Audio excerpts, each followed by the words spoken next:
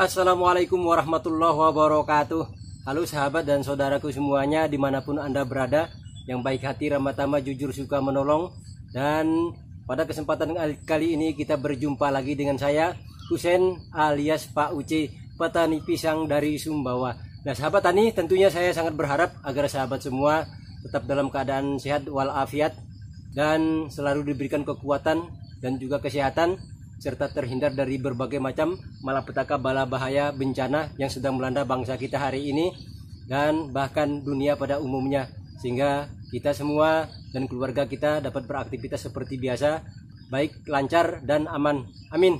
Nah sahabat tani, pada kesempatan kita kali ini kita akan membahas cara kita melakukan atau menanam pisang ditumpang sarikan dengan tanaman keras.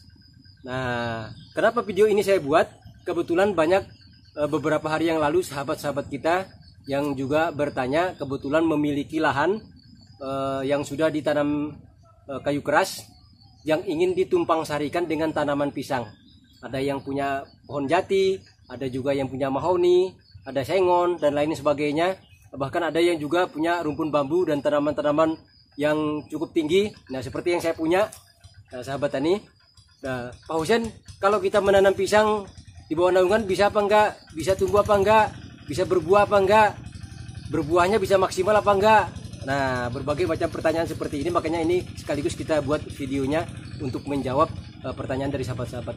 Nah, sahabat tani, dalam kita budidaya tanaman pisang adalah merupakan salah satu jenis tanaman yang dapat hidup, tumbuh dan berkembang dengan baik di dataran rendah maupun dataran tinggi, baik di musim penghujan maupun di musim kemarau, baik di dalam kondisi di area terbuka maupun di bawah naungan, sahabat tani.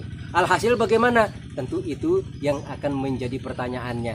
Nah, sahabat tani, tanaman pisang ini sebenarnya ya dia adalah merupakan salah satu jenis tanaman yang membutuhkan suplai sinar matahari yang cukup full satu hari, atau paling tidak minimal 8 jam sampai 10 jam.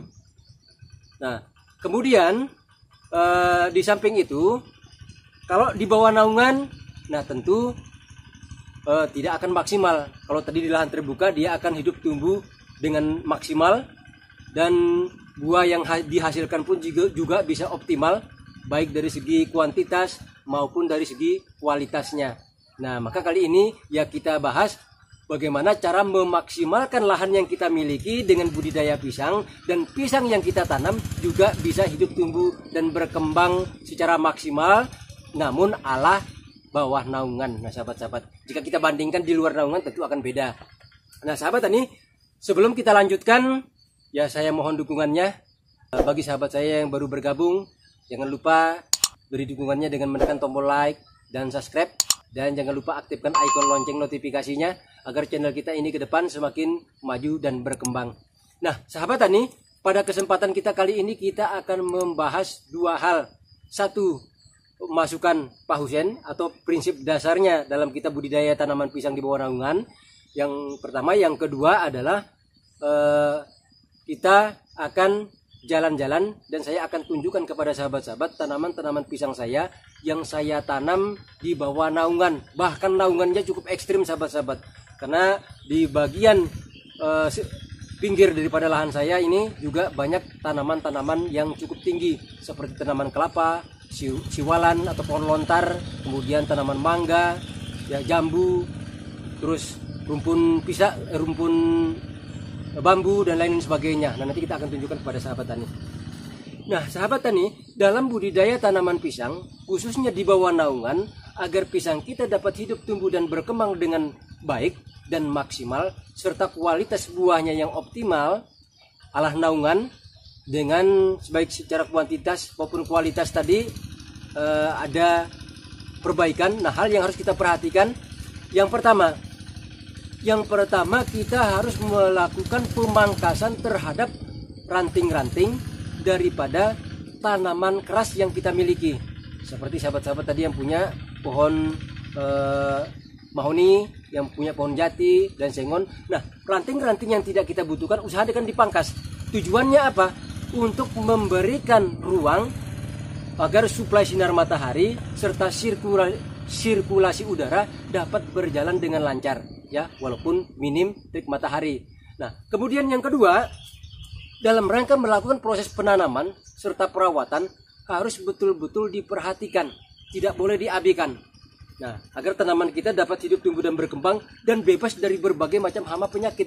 Karena di bawah naungan sahabat tani akan rawan dengan penyakit karena kurangnya suplai sinar matahari. Nah, cara mencegahnya, yang pertama pada proses kita melakukan proses penanaman, dan nanti sahabat-sahabat bisa dilihat di ujung layar video ini saya cantumkan gambar thumbnail playlistnya, panduan lengkap cara budidaya tanaman pisang dari proses penanaman, pemupukan dan sebagainya, ya. Tinggal dibuka saja, nanti tinggal diklik. Nah, yang pertama dalam rangka pembuatan lubang tanam, kita harus melakukan pemanasan. Kita harus bakar, karena kan sinar matahari tidak masuk. Kita harus bakar dengan menggunakan daun-daun kering, entah itu daun bambu, jerami, dan lain apapun, agar bakteri, virus, dan jamur yang ada di dalam tanah, karena daerahnya lembab, itu dapat mati sebelum kita lakukan proses penanaman. Kemudian setelah lubangnya kita gali, maka kita harus memberikan agen hayati, mulai dari pupuk kandang atau pupuk kompos yang kita campurkan dengan agen sia atau agen hayati, yaitu Trichoderma sp. Nah, Trichoderma sp ini pemberian agen hayati, baik pupuk kandang atau kompos ataupun Trichoderma ini, tujuannya selain untuk menyuburkan tanah dan tanaman, juga Trichoderma ini bisa menetralisir daripada racun-racun yang disebabkan oleh jamur. Nah, maka itu harus wajib kita berikan sahabat tani. Kemudian juga selain itu juga harus kita berikan kapur dolomit. Nah, kapur dolomit itu manfaatnya luar biasa sahabat tani. Pada video sebelumnya sudah saya bahas bagaimana kupas tuntas tentang lubang tanam. Nah, karena kapur dolomit ini wajib kita berikan, terutama di bawah naungan, agar betul-betul tanaman pisang kita nanti dapat tumbuh berkembang dengan baik. Kemudian pemupukannya harus rutin, dilakukan 3 bulan sekali, termasuk juga rajin dikontrol dan lakukan penyemprotan, ya, penyemprotan rutin jika ada hama-hama atau terutama patogen-patogen atau serangga yang menjadi perantara penyebab penyakit, ya, yang menghantarkan virus, bakteri, jamur dan lain sebagainya, dan kita harus basmikan.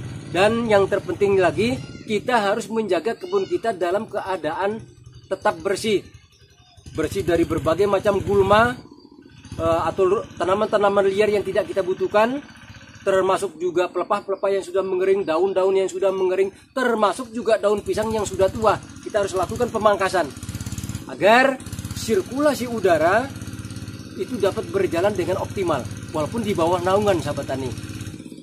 Mengurangi kelembabannya, mengurangi tempat tumbuh berkembangnya penyakit, sehingga tanaman pisang kita walaupun di bawah naungan tetap sehat. Nah, kemudian catatan yang pentingnya lagi dalam budidaya tanaman pisang, karena memang di tempatnya gelap, di tempatnya cenderung lembab, biasanya itu kan tempat tumbuh dan berkembang berbagai macam serangga-serangga tadi yang menghantar penyakit tadi.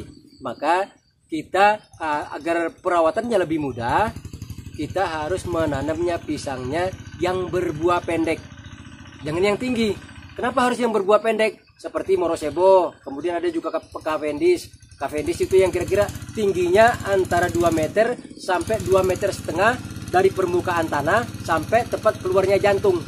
Nah, itulah yang harus kita pelihara tanam. Jangan seperti Pak Husen ini, saya menggunakan di pinggir-pinggir lahan saya ini justru yang tinggi.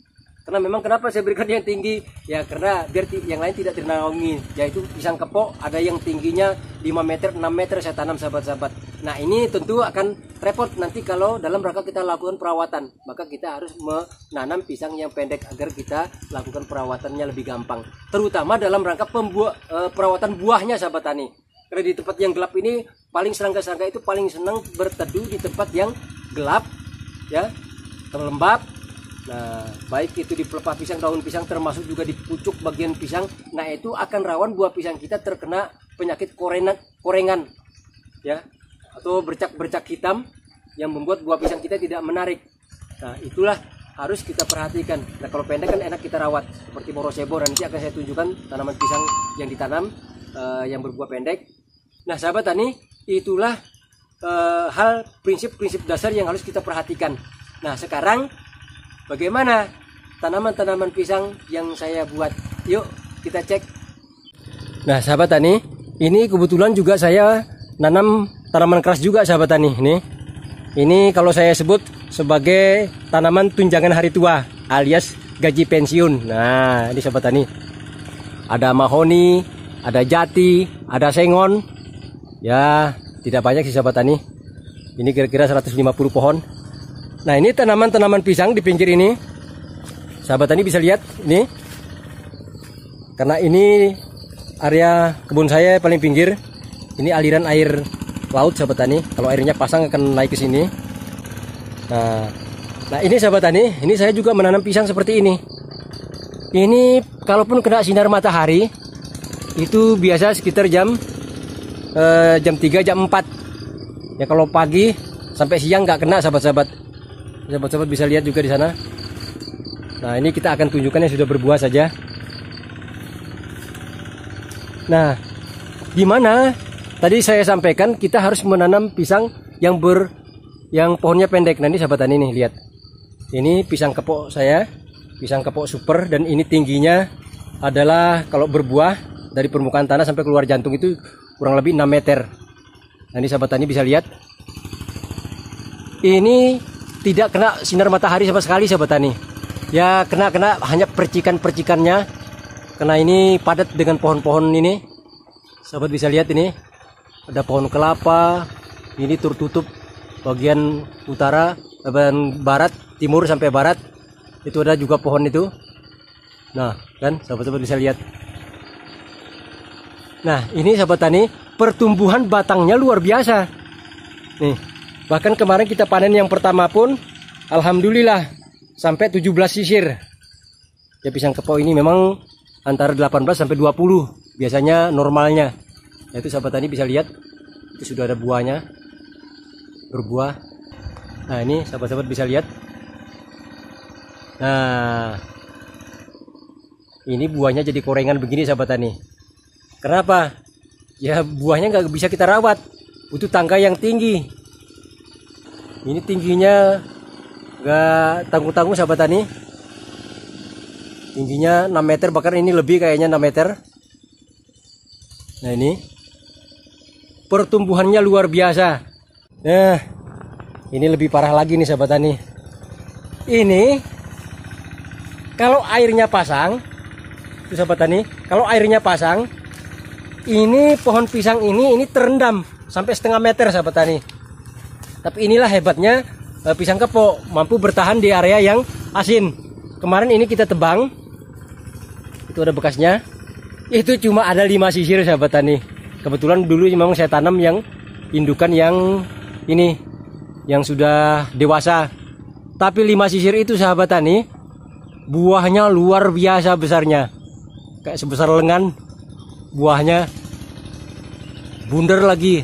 Ya itulah kelebihan pisang, semakin pendek tandan yang dikeluarkan tapi besarnya buah akan lebih maksimal sahabat tani. Nah, sahabat tani bisa lihat kan? Ini juga lumayan, ini belasan sisir ini, pisang kepok juga ini. Tingginya kira-kira 5,5 meter. Nih. Wah. Itu bagian pinggir itu baru kita bersihkan itu sahabat, itu juga tanamannya padat beberapa hari yang lalu. Nah, sahabat tani bisa lihat. Itu ada pohon kelapa, ada siwalan, itu ada mangga, mangganya juga nggak tanggung. Itu mungkin 20 meter lebih ada. Ya. Ini bisa dibilang cukup ekstrim juga sahabat tani. Ini kena mataharinya paling cuma 1 jam.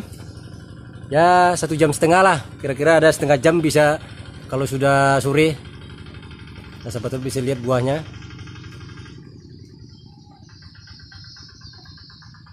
Nah, kan? Gak kalah menarik di sahabat tani. Walaupun di bawah naungan juga. Pak Husein nanam pisangnya nekat sahabat tani. Ya inilah kita memaksimalkan setiap lahan yang kita miliki sahabat tani. Ya, jangan khawatir, yang penting kita lakukan perawatan.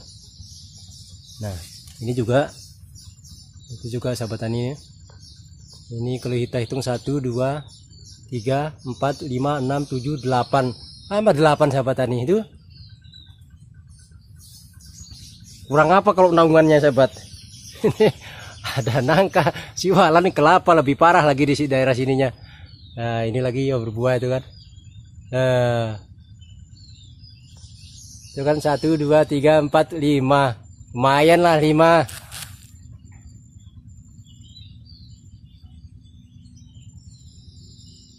Yuk kita akan tunjukkan pohon seperti apa yang harus ditanam sahabat-sahabat. Pisang yang pendek. Ini jenis pisang Morosebo sahabat tani. Nih. Ini tingginya hanya kurang lebih 2 meter dari permukaan tanah sampai tempat keluarnya jantung. Nih. Nah inilah yang saya sarankan sahabat-sahabat untuk menanam pisang di bawah naungan itu yang pendek saja, yang gampang kita lakukan perawatan.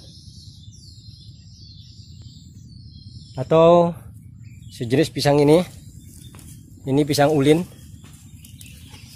Nah ini juga sahabat tani, saya pesan pisang emas Kirana Lumajang yang datang ulin. Ya begini, ini yang salah satu kebun pisang saya yang warna-warni kemarin kita jelaskan di video sebelumnya sahabat tani.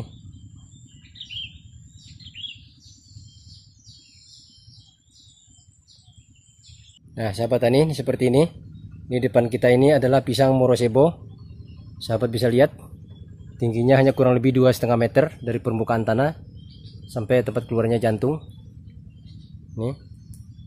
Nah ini juga di bawah naungan sahabat tani, ya. Dan ini juga alhamdulillah pertumbuhannya juga luar biasa maksimal. Karena dia terkena matahari itu hanya sedikit. Di sebelahnya sana sudah ada pohon mangga, ya. Kemudian di sininya juga diapit, paling kenanya matahari sekitar 1 jam di pohon-pohon siwalan. Nah, tapi kan pertumbuhannya juga seperti ini sahabat tani. Tatkala kita berbuah nanti kita lebih gampang untuk melakukan perawatan. Nah ini sahabat-sahabat lihat, walaupun di bawah naungan Morosebo ini, tapi pertumbuhannya juga luar biasa. Di samping itu juga saya programkan memang untuk berdua dua ya. Nah ini pohonnya juga kedua-duanya maksimal. Oke sahabat tani, itu saja perjumpaan kita kali ini.